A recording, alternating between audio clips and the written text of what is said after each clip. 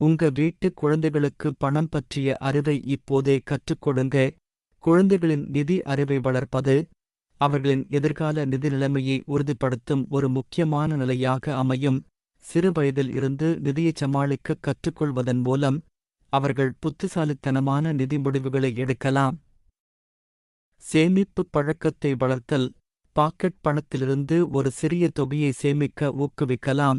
முடிவெடுக்கும் திறனை வளர்த்தல் செலவுகளை திட்டமிட்டு தேவையானவற்றுக்கும் ஆசைக்குரியவற்றுக்கும் இடையேயான வேறுபாட்டை விளக்குங்கள்.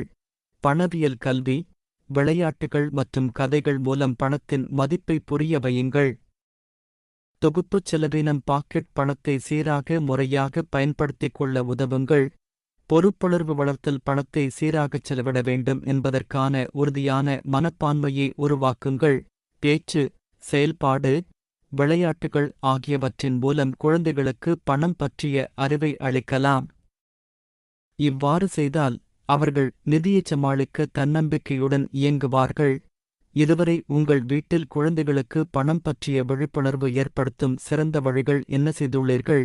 உங்கள் கருத்துக்களை பகிர்ந்து கொள்ளுங்கள்.